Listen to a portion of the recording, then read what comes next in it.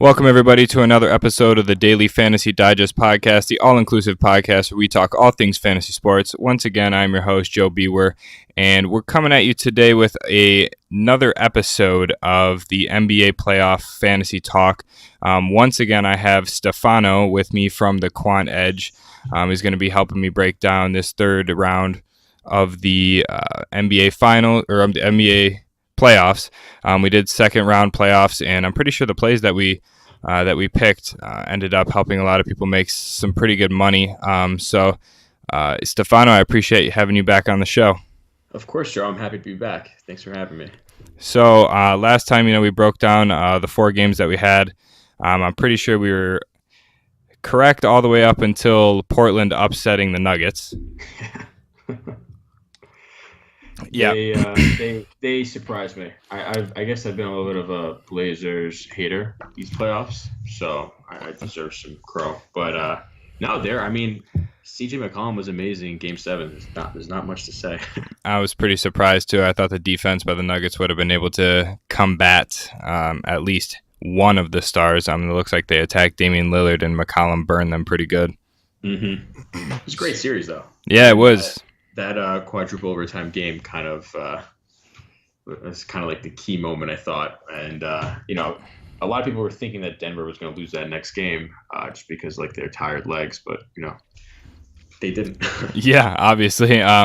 So just like in the last video, just for a recap for everybody, we're going to go ahead and go series by series. There is only two series here, so we'll try and keep this short and sweet, just so you guys can get an idea of who the lock-in stars are for this conference finals and some of the value plays that are going to be key in building the lineups on a daily basis. So let's go ahead and start with Milwaukee and Toronto. I'm pretty sure everybody saw this matchup coming in the conference finals. Toronto had a little bit of a tough road with Philly, which I did not see coming. I did not see that going Game 7. I had Toronto in 5. I'm interested to hear your thoughts on who you think is going to take this series, who has the upper hand, and some of the key picks that you think are vital in creating winning lineups for this conference finals. Sure. So I think this series is going to go 6 or 7. The Raptors kind of are one of the teams in the East that can match up with the Bucks' kind of athleticism and positionless basketball with Siakam and Kawhi. Because if they want to, they can go with Siakam at center and Kawhi at the 4, which is kind of the opposite of what they did against the Sixers, where they went super big with Gasol, Ibaka, and Siakam at the 3. So in terms of a matchup, I think the Raptors can hang around. I just think the Bucks are too good, and overall, I think the Bucks will come out of the East. I mentioned it last time I was on the podcast. I think they're a sleeper team to actually win it all. People keep sleeping on them, even as the 1 seed. They've blown everyone out, and they just remind me of that Warriors year 1 team where everyone was yeah, they're really good, but they're not ready, and yet they're just blowing everyone out. Right, and I think that a key thing here is going to be the Raptors are going to have to play somebody key at center because Lopez doesn't stay down low. He spaced the floor out and can shoot threes, and I think they need Siakam to sort of play that 5 spot, which is going to be a little interesting from a fantasy perspective if you're going to end up rostering Siakam or not. Yeah, well, in terms of athleticism and just pure matchup, Gasol and Lopez can match up with each other on perimeter all they want. Both of them are going to be tough to target in these showdown slates just because they're going to be away from the rim so much, which does benefit guys like Kawhi and Siakam who will be attacking the glass. But yeah, I'm curious to see what the Raptors and Bucks do. Do they stick with Lopez and Gasol for 30 to 32 minutes a game like they have been, or do they kind of go with their small lineup as we saw what the Bucks did, where they have Giannis basically playing center, and they can do that now with Brogdon back. So there's a little unknown. And that's going to be kind of the key to win big the first couple of days is just guessing right. Right, and you think that this is going to be more of a must roster Giannis type of series? It all kind of depends on price. It's hard not to make Giannis your MVP, but if Kawhi is 2,000 cheaper, so has been right. So right now on DraftKings, the Giannis is 10-3 and Kawhi is 9-7. Okay, so I would go Giannis. Yeah, I So mean, I don't think the price difference is enough to make up for it. As amazing as Kawhi has been, we've seen like kind of Giannis hit that 70 DraftKings like kind of plateau, and Kawhi's been consistently in like the 50 to like 65, which yeah, it's amazing, but you're not saving that much. So especially like game one, I would look to target Giannis. right, and I think that Giannis is kind of going to be. I know Kawhi takes a majority of the shots, but I think if at any point Giannis ends up guarding Kawhi, that's going to drastically deplete his upside. Yep. Well, yeah. Definitely a little bit. I think both are just so good that it doesn't like they'll get theirs. I don't think they're really affected by each other. Of course, like Kawhi is just an absolute amazing defender, It and was insane. yeah, and I'm sure he'll give Giannis his problems. But Giannis is so good in his peripherals. Where let's say he only scores like 20, he can still get you 60 fantasy points. Right. So I think for me, the key in this series is going to be which guard from the Bucks you're going to want to roster. With Brogdon getting back, it's kind of going to be difficult because you have Bledsoe sitting at 5'9" for game one. You have Brogdon sitting at 5K, and then you also have George Hill, who is pretty key in some of the games, who's at 4.1K. So who do you kind of prioritize here? I know minutes equals money here, but Bledsoe's production hasn't been the greatest throughout the playoffs. Yep. I like Bledsoe in GPPs just because he has upside, but yeah, the minutes he's been like under 30 every single game, and usually you don't see your starters under 30 in the playoffs. So clearly, they like George Hill outplayed him in the second round. It's just that's what happened, and so George Hill's going to get his minutes. Malcolm Brogdon coming back though also is going to steal minutes from Bledsoe. So if it's Bledsoe versus Middleton, I'm going Middleton just because of those minutes, and like minutes are key. The key to the Bucks values is basically how they counter to what the Raptors do. So if the Raptors go big, are they going to go big, or are they going to try and go small to force the Raptors to go small?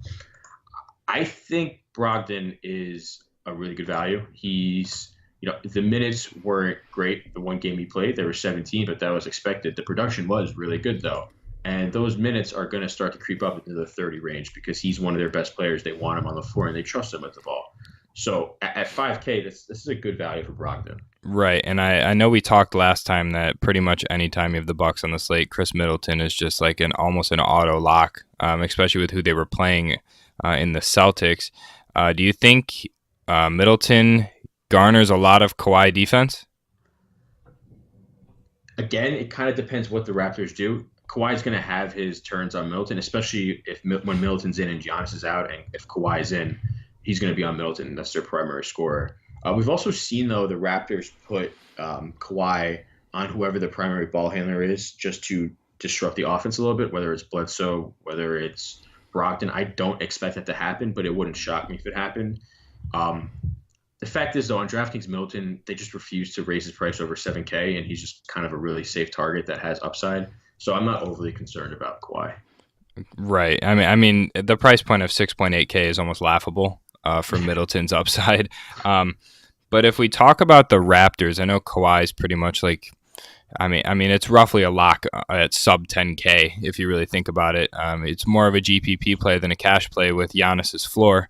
But I think that some other players are going to be kind of key here. My gut is I think Lowry has a bounce back series, but I'm. It's hard for me to say that.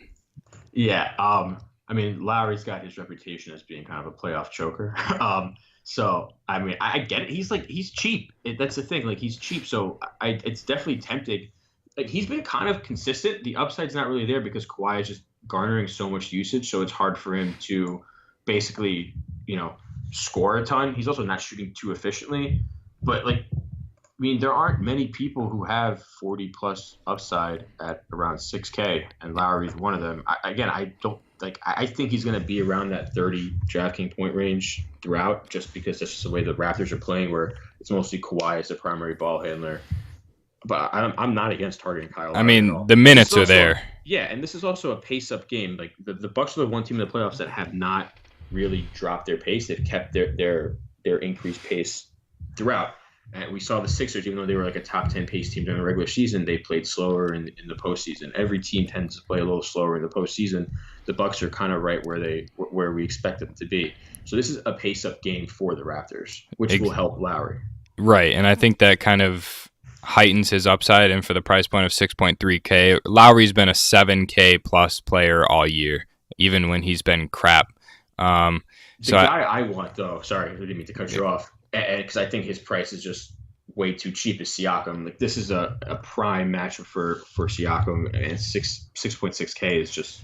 Yeah, I was looking at that too because I'm looking here, and I was going to ask you. I think for the minutes that these two players are getting, Nikola Mirotic and Serge Ibaka are like ungodly cheap. Like it's weird to me. I know that the production can sometimes fall for Ibaka with Siakam and Gasol out there. But Mirotic has been getting his. Like he's been getting his minutes, 26 plus in most of the games, almost 30 in a few of the games. 3-point upside is there, and I think that he's going to be a weapon that they're going to have to use to kind of, limit the inside defense that Toronto's so good at. Yep, and so I'm with you on Mirotic. The minutes are there, and I think the minutes are secure. I don't think Brogdon coming back affects Mirotic minutes at all.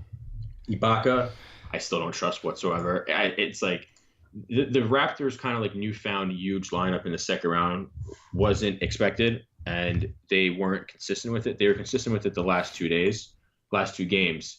But overall, like prior to that, and against the Magic, the minutes weren't there and the production wasn't there. And with his price slightly up, he's no longer like 3,700. He's 4,400. So he's still cheap, but he's not like he's not like free. There is some risk, and I'm on board with it in GPs. I just don't trust the minutes at all. And like this, I don't think Ibaka, even though he showed it in Game 7, I don't think he carries that kind of upside where I don't want to take the risk. Right. I think that Mirotic has to be somebody that is, for this price tag of 4.7K, the upside that he has is, the price to me is just shockingly low for the production of the playoffs and what's to come in this series.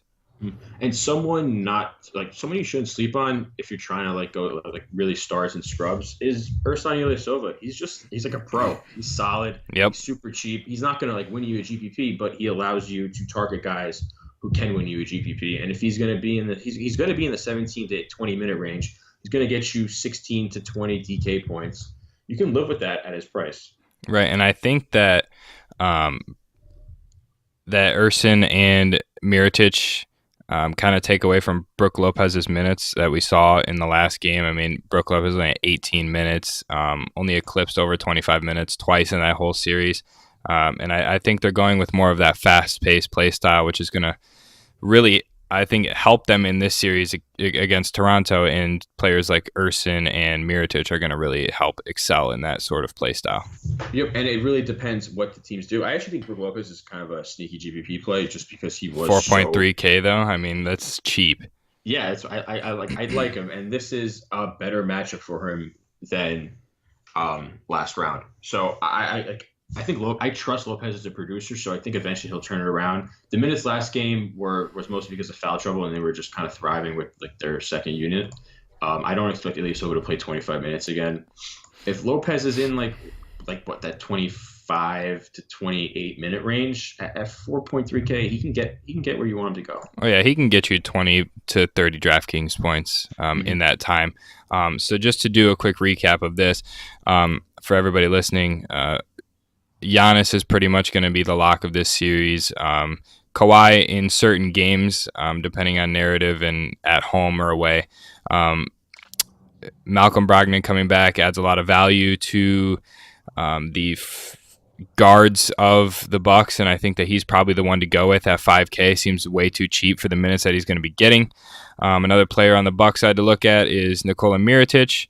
And on the side of the Raptors, Siakam is just way too cheap for the minutes and the usage that he's garnering. 6.6K is honestly laughable. The matchup is good too. So with like TQE's like advanced EVP tool, the Bucks are 29th against stretch fours. So Siakam isn't like their conventional stretch four, but he's kind of a similar sort of player where he'll get open looks in the corner. That's just kind of Toronto's defensive scheme. Right. So I think that the two players that you're going to really want to look at in cash games is Kawhi and Siakam, and potentially Kyle Lowry, if you want to go there. To me, Lowry still leans more on a GPP play for me. I mean, I can expect it to go somewhere, or for him to have a better series than the last one. But I think you can pay up a little bit more for some other stars, and kind of go with the stars and scrubs lineup in some GPP cases. So before we go ahead and move on to the next series, who takes this series, and how many games is it going? I'm going to say Bucks in 7. Bucks in 7? I wanted to say 6. But I did too. I'm going to say Bucks in 6. I think that Bucks take both home games. The one thing I think that matters a little bit that I think might hurt the Bucks early in this series is kind of inexperience. I think experience is overrated in general, but this is kind of a new territory for these Bucks, and I wouldn't be shocked if they had like a really poor shooting game early. Yeah, I mean, we saw that against the Celtics in the first game. Yeah. I mean, they got absolutely destroyed, and I think that was one, overestimating their opponents after sweeping the Pistons by 20 every game. And the Pistons weren't a playoff. Yeah, and then, I mean, also just coming into a playoff series after doing that to like a AAA college team, and then coming into actually playing a playoff caliber team, they just weren't ready. So I think that they need to bring the intensity that they did the rest of that series into game 1 of this series. Yep. And Kawhi is also kind of playing at an all-time high right now. It's ridiculous. Yeah, so it's going to be a really good series, actually. I agree. So let's move on to Golden State at Portland. Kevin Durant out most likely 2 games at least, from what I was reading. Guaranteed out game 1. So that kind of opens up a lot of interesting plays to go ahead and build around. So I want to go ahead and start on the side of Portland, since they are underdogs here and probably will be throughout the entire series. Currently, Dame Lillard is priced at 8.8K, and McCollum is priced at 7.4K. Who are you prioritizing here in this series? I am probably going to prioritize. Oh God, it's tough. It's going to depend, really. I want to say Dame. I do too. I want to say Dame really badly because I know what he's capable of. Yep, and these are like, I think. First off, Dame's like, I mean, Mark Jackson made it very clear to everyone that Dame's an amazing teammate, and he is. But I'm sure there's a part of him with that. He has a chip on his shoulder. He came from Weber State, and he's publicly said it that CJ kind of not stole like the show, but like they leaned on CJ. And I think it's just like in his personality that he wants to be the guy to lead Portland, and this is like his chance. And it's true. If they have any shot in the series, they need Damian Lillard to be better than he was in round 2. Right. So I prefer Dame, especially game 1. Would you take both? Yes, I'd be fine playing both. It depends kind of on the roster construction. If you're stacking that game, I'd want both. I'm a little worried about the Blazers in this series, to be honest. I honestly think it's going to be a blowout almost all games. Yeah, I have that kind of fear too, and I don't like saying that because I've been wrong about the Blazers all postseason. But it's like they just don't match up well against Golden State. Like I don't really think they have much of a chance. Yeah, I agree. But I do think that the Blazers bring some value that you can kind of pay down for to get some of the other studs. A player that I want to outline is Zach Collins and Enes Kanter. I think Kanter can bully Draymond Green pretty easily, especially at 5.2K, averaging roughly 30 minutes throughout the whole postseason. And Zach Collins as well this past series, averaging roughly 24 minutes, and actually some pretty good production, even at a game over the 30 mark. And I think that at 4.5K, he's somebody you can look at as well to kind of balance out the roster.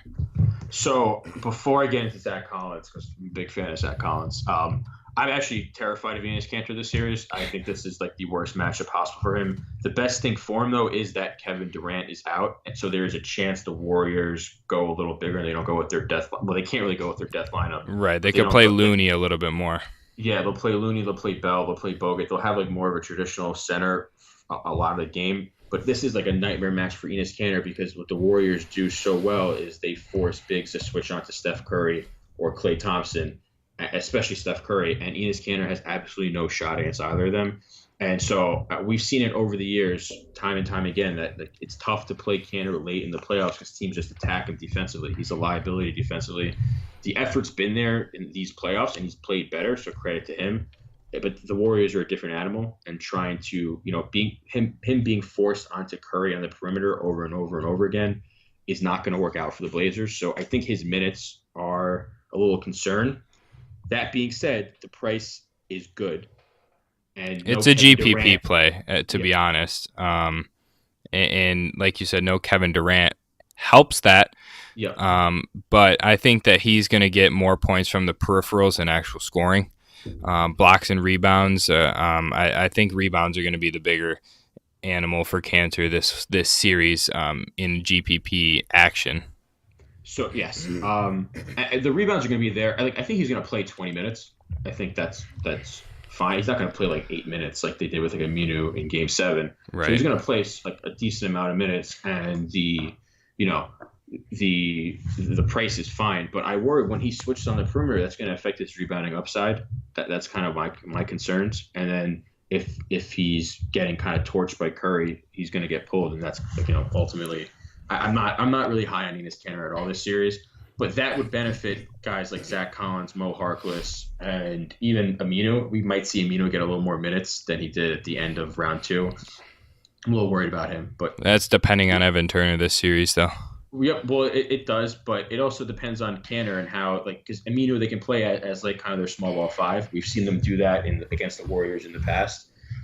Zach Collins' emergence will hurt also Aminu. So Zach Collins, I think, is the direct benefactor of Enes Kanter potentially being limited in this series. And Collins is a capable defender who can switch onto guards and hold his own well enough.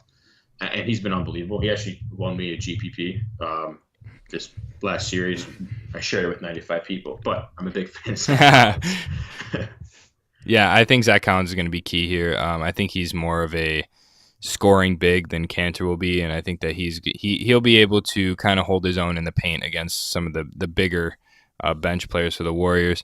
I don't really see myself rostering too many Blazers this playoffs. I personally can't see anybody other than like Dame and maybe McCollum and GPPs. But on the other side, Steph Curry at 8.7K without Kevin Durant seems too cheap. Definitely. And I think you almost have to play him in this spot going up against Portland. It's like it's a pace down in a little bit, but not really. And I think that it's going to only benefit Curry in the long run without Kevin Durant and being able to kind of control the game how he would and take over beyond the arc. Definitely.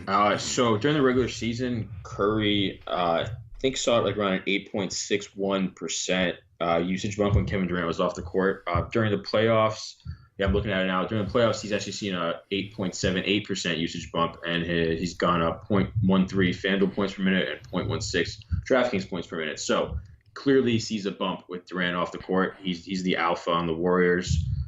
Those numbers make sense. They've matched the eye test. Curry's going to shoot the ball more. He's actually been more efficient with Kevin Durant off the court too. So higher usage with more efficiency tends to lead to more fantasy production. Right. And I think that boosts also. I'm not opposed to Klay Thompson in cash games anymore. 7K. He sees the biggest boost. Yes, he does. And I mean, 7K is just on the cusp of being too expensive versus just at the right spot.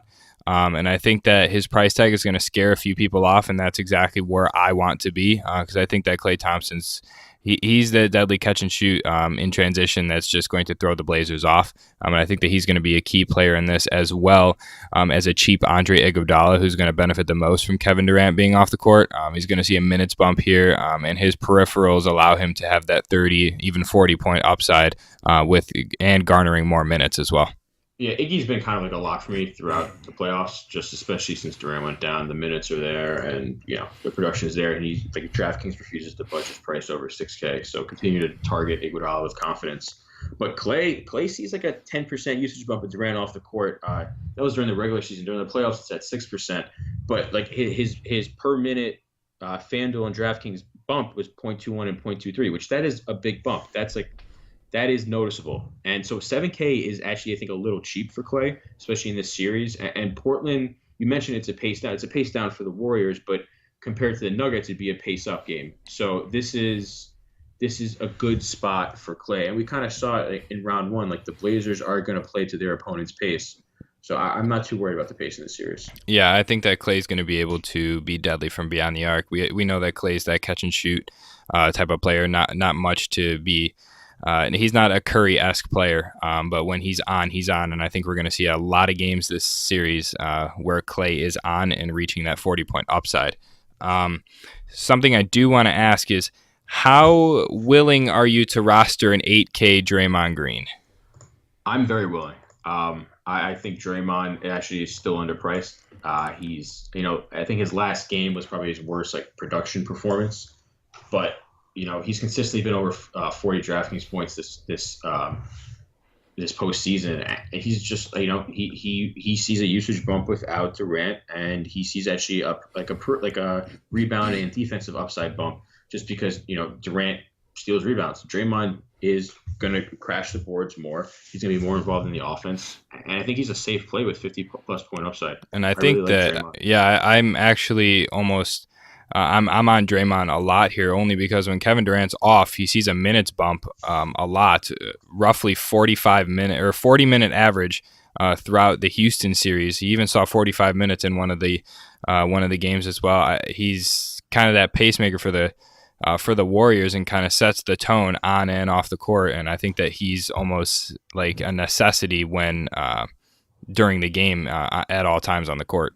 So if you can afford it, like for example, I would rather go Draymond over Clay and CJ McCollum. Agreed. They're both a little cheaper, but if you can afford it, I'd prefer Draymond. Yeah, and do you think that who sees the biggest minutes and usage bump, Looney or Bogut? So I think Bogut is going to kind of do what he did last game, where he's going to play like 10 minutes, and then you'll see Bell play like 6 to 10 minutes, and then Looney will play around like 20. So Looney's the guy. I do not hate Bogut as a full punt at center at 3,100 though. If he gets 15 minutes, he's gonna hit value. He was around like a one. I forgot off the top. It's off the top of my head. I think it was like 1.02 DraftKings point per minute producer prior to last game of the playoffs. So if he's at 14 to 16 minutes, he'll hit some sort of value. And if you're going stars and scrubs, he's someone you can fit. Like if you go Bogut and Evan Turner in the same lineup, you can fit a bunch of studs in there. Right. And I think that if you do end up going Looney, it's definitely not going to hurt you. Looney has some pretty heavy upside, especially against a smaller center team in the Blazers. I think Looney's going to have a big rebounding series as long as Kevin Durant's out. And at 3.7K, that's pretty cheap. I was just going to say the price kind of dictates Looney. I was worried that DraftKings would put him in like that 4.3 kind of like Zach Collins range. And if that was the case, I'd still prefer to go Collins. But, at 800 cheaper than Collins, Looney is a good value. I agree. So if we go ahead and kind of run this back for this series, Curry on the Warriors is pretty much a lock at the price that he is, at least for game one, because we don't know what it's going to be after game one. With whatever the production is, but 8.7K is pretty cheap for Curry, who's been roughly 9K or above all season long. Draymond is at 7.9K with the minutes and the upside that he has with Kevin Durant out. It seems like a must play. Klay Thompson's GPP because of his streakiness. You could play him in cash, but I'd rather go Andre Iguodala at shooting guard and small forward eligible on DraftKings at 5.4K. Like we mentioned earlier, DraftKings just refuses to raise his price, and with the production bump with Kevin Durant out, it's virtually an auto lock for a 30-point floor.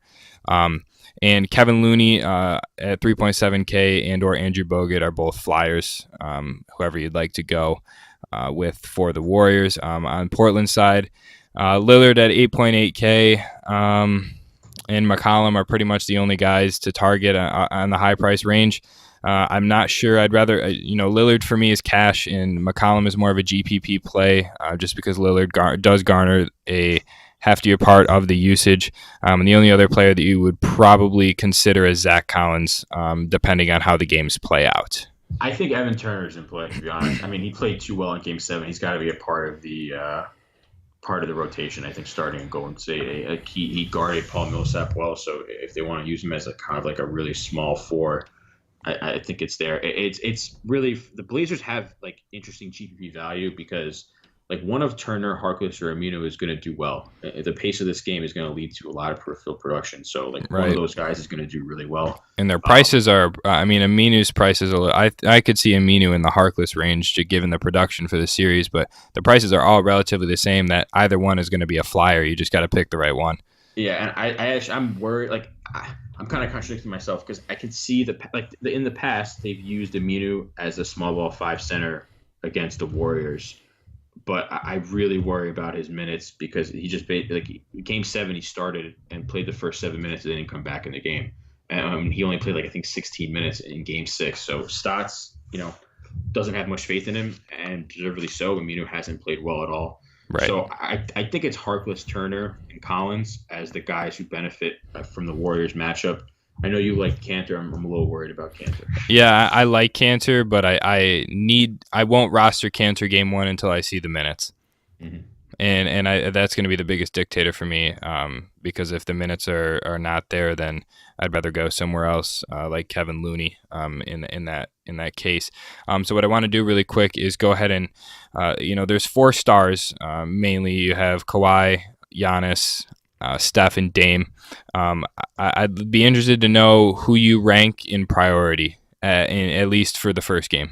Sure. So I would go Giannis, Curry because of price, Kawhi, Dame. But I don't like having Kawhi at 3. I don't either, because I think that it's going to be such a competitive, close game, and I don't think that the spread is going to be generous enough for the Raptors. Realistically, though, you can only really play 2. You might be able to fit 3 if you go over if you go guys like Turner and Bogut or Looney, whatever. Right. But I mean, I don't know. At home in the playoffs at 8.7K, it's tough for me to pass on Curry. Right, and I think Milwaukee's 6.5 point favorites, and I think that you really, Curry to me has to be a lock for the first round of the playoffs, and I think that you have to make the choice between Giannis and Kawhi. Mm-hmm. And I think that's going to be the dictator for this first game series. So before we go ahead and kind of wrap this up, predictions for the Trailblazers and the Warriors. Who wins and series count? So I put this on Twitter right after they beat the Nuggets in Game 7. I'm going to stick with it because I actually believe it. So don't hate me, Blazers fans, but I think the Warriors sweep them. I was going to say the same thing. I even see without Kevin Durant that they get swept. I don't think they need him. It's just especially if Durant comes back, they have no shot. No one can guard Durant. But just the Blazers they're a good team. They've had an amazing season, and they've proved a lot of people wrong. And I just think that it'll just be kind of, like flashbacks to prior Durant days, and I think that they'll almost be better without Durant in some aspects, not in all aspects, but I think that they'll be able to actually make more effective usage of their possessions. So I've heard that argument before, and I think it's interesting. It's crazy to say it because it's of course, right. I don't think Kevin Durant makes the Warriors worse. First off, say that, but it does. Having no Durant helps with their floor spacing. Exactly, because Curry can just attack from beyond the arc so much easier, and we know Kevin Durant likes. He garners a lot of usage, so it takes away a lot of usage from Curry, not as much from Curry, but from Clay. And I think that when you get Clay hot, like how it used to be with just Curry and Clay, it's just as deadly of a combo as when you have all 3. Yeah. I don't disagree with you. I want Durant in my life. Oh yeah, for sure. Durant's price at this point right now, I believe, is below Kawhi's. I believe it's 9.5K, which if it stays like that for Game 2, that's an absolute lock. Oh yeah. So, yeah. So I think that's going to wrap it up for this episode. we went ahead and broke down both series for the NBA playoffs and pretty much gave you our best options to roster when making your lineups. If you enjoyed this video, go ahead and subscribe if you're on YouTube, or if you're on Apple, subscribe so you can go ahead and stay up to tune with all the videos. If you wouldn't mind following our podcast Twitter at Fantasy Digest _ and going ahead and following Stefano at Big Money Play on Twitter. And going ahead and checking out the QuantEdge. They create amazing articles with a bunch of analytics that are really going to help you take your lineup to the next level in all sports, not just NBA. They have MLB, PGA, NFL when that comes around. So I would definitely go ahead and check out the QuantEdge when you get a chance. So maybe we'll have Stefano back for the finals. Go ahead and talk about kind of the matchup and who we're going to want to target in the finals for those showdown players. But yeah, Stefano, I appreciate having you on the show again to break down this third round. Definitely. It's always fun, and I'm ready to come on whenever. I appreciate it. Alrighty, so thank you everybody for watching, and until next time.